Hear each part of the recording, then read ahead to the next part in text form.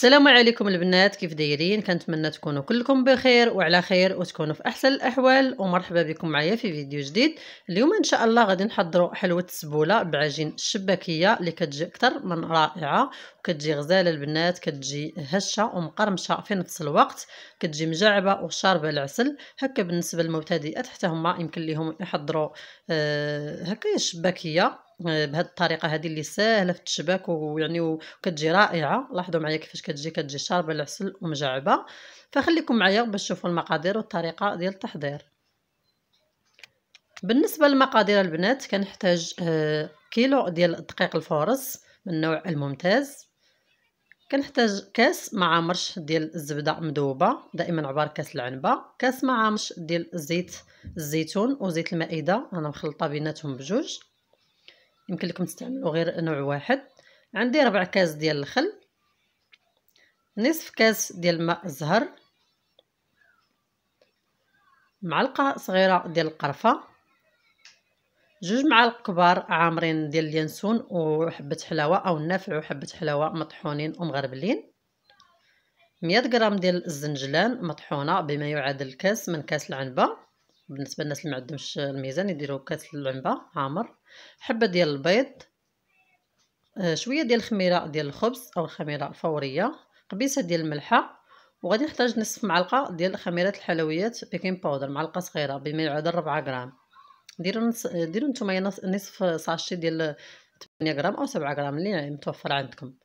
غادي ندوز على بركه الله الطريقه. غادي ندير النواشف في الدقيق، الزنجلان والنافع وحبه الحلاوه والقرفه وديك القبيصه ديال الملح حتى هي، وغادي نخدم مزيان هاد المكونات حتى ينسجموا مع الدقيق. وماذا بينا درنا هاد العمليه هذه من قبل 1 ساعه ولا ساعتين، يعني كتعطي واحد اللذه اكثر.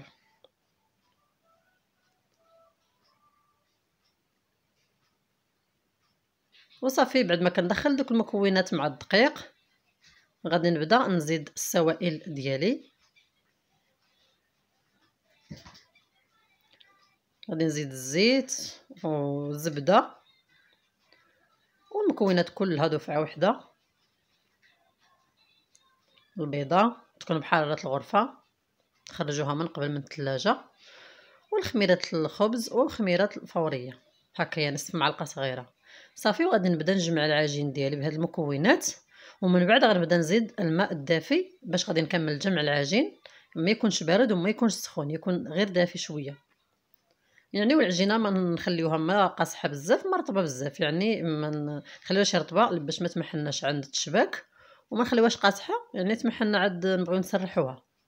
صافي بعد ما كنجمع العجين ديالي هكايا كنديرها فوق سطح العمل وكنخدمها لمده ديال واحد 2 ديال الدقائق، يعني ما كديرش منها واحد الوقت كثير او واحد المجهود كثير، 2 ديال الدقائق حتى كتلاحظوا بديك العجين ديالنا بلا راها تماسكات مع بعضياتها.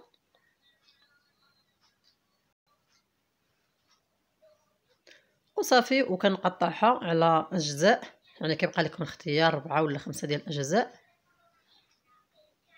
الا كان عندكم سطح العمل كبير يمكن لكم ديروا حتى غير على 4 الاجزاء هكا، يعني باش تحضروها في اسرع وقت ممكن. انا درتها على 5 ديال الاجزاء وصافي، وغنشكلها هكايا كويرات وغنديرها في واحد الكيس بلاستيكي باش ترتاح، ونخليها واحد 5 ديال الدقائق عاد باش نبدا نخدم فيها. بعد ما دازو 5 ديال الدقائق غادي نبدا نسرح الكويره الاولى ديالي باستعانه بشويه ديال الدقيق والمدلك من طبيعه الحال، غير بالمدلك وسرحوها مزيان. هاد الحلوه ديال السبوله كتبغي العجينه تكون رقيقه مزيان وكتجي ساهله في التشباك وكتجي يعني دغيا كنحضروها. كنحاول نسرح العجين ديالي بشكل مربع يعني متقاد باش ما تكونش عندنا فيه الضياعه، وكنقطعو هكايا شرائح طوال، وكناخذ الجراره وكنبدا نقطع اشرطه اللي يكون القياس ديالهم واحد 2 ديال الصبعان كيف ما كتلاحظوا معايا على الصور. يعني كنخرجوا التقطيعه وكنجي للوسط ديال هذوك الاشرطه وكنبدا ندير واحد الفتيحه في الوسط، يعني ما كنخرجوهاش لا من هاد الجهه ولا من هاد الجهه، غير في الوسط ديال هذوك الاشرطه. كنتمنى يكون الشرح واضح وتكون العمليه واضحه لكم. كنهز الشريط الاول وكنديرو فوق الثاني ونعاود نهز شريط اخر وكنديرو حتى كيوليو 3 ديال الاشرطه.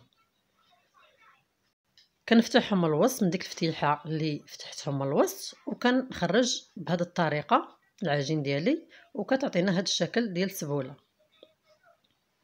نعاود معكم العمليه. 3 ديال الاشرطه كنديروهم فوق بعضياتهم، كنهزوهم كاملين وكنفتحوهم من الوسط من ديك الفتيحات اللي درت لهم في الوسط وكنخرجوا بهذه الطريقه اللي كتلاحظوا معايا على الصور وصافي. وكنبقاو غادي من نفس العمليه حتى كنكملوا العجين ديالنا. يعني العمليه ساهله، انا غير كندير هنا غير بشويه باش تكون العمليه واضحه لكم، اما راه كديريها بسرعه يعني دغيا كتحضري هاد الشباكيه بهذه الطريقه كيف ما كتلاحظوا معايا. نحاولوا نديروهم قادين فوق بعضياتهم الاشرطه وكنحصلوا على هذا الشكل ديال السبوله. عفوا. صافي كنبقى غادي بنفس الطريقه حتى كنكمل. وكيف ما لاحظتوا معايا كملت العجين ديالي. كنخليه يرتاح واحد 10 ديال الدقائق، ضروري ما نخليوه ينشف قبل ما نقليوه. وصافي كنوجد واحد المقلاة اللي فيها الزيت العسل اللي عندي، وعندي واحد الكسكاس او فخار وجوج ديال الصفايات، وحده العسل وحده الزيت. كنجرب الزيت ديالي وسخن هكا بواحد المعلقه ديال العود، وكنبدا القلي ديالي كنبدا من الاولات اللي ناصايبت، يعني هكايا نبداو من الاولات باش يكونوا ديجا ناشفات ونكملوا بالاخرات. صافي كنبدا نحط الشباكيه ديالي هكا نقليها على نار تكون متوسطه، ما تكونش عاليه بزاف وما تكونش يعني محدوره بزاف. الا كانت عاليه بزاف الحلوه غادي دغيا غتحمر من الفوق وغتبقى من الداخل خضراء وغتجينا ما زويناش. الا كانت العافيه مهيله غادي ما تزيدش تنفخ وما غاديش تجينا مجعبه، يعني العافيه تكون متوسطه. العسل انا كنخليه بارد، ما كنسخنو ما حتى شي حاجه، لان كندير فيه الحلوه سخونه من بعد دغيا كيذوب. صافي كنقلبها هكايا كما كتلاحظوا معايا. عفوا. وحتى كتحمر كتاخذ اللون ديالها الذهبي، ما نخليوهاش تحمر بزاف لان غادي تزيد تحمر في العسل، غير تاخذ هذا اللون هكايا الذهبي ونديروها في العسل.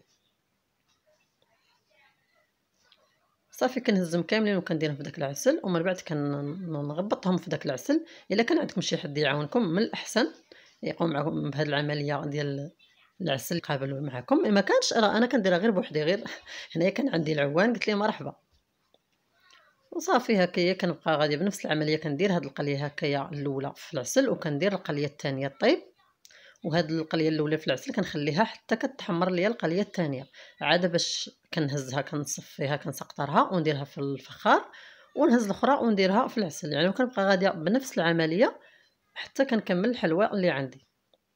هكا الحلوى كتجينا شاربه العسل، ماشي غير نديروها في العسل ونحيدوها هذيك الساعه، نخليوها المده ديال الوقت اللي غطيب لنا فيه الحلوى اللي في الزيت.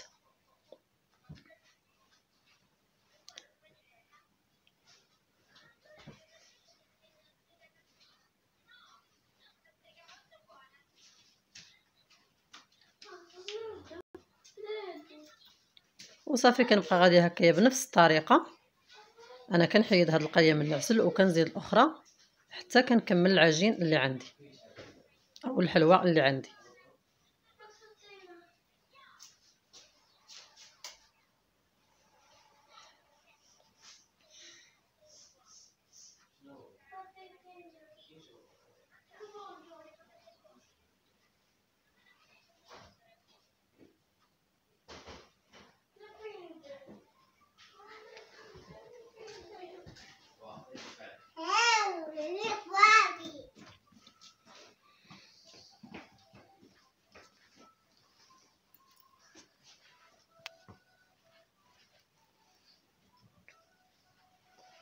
وهذا هو الشكل النهائي ديال الحلوى ديالي او السبوله. كتجي رائعه وكتجي غزال للبنات. كنتمنى تجربوها، انا متاكده غادي تنال الاعجاب ديالكم.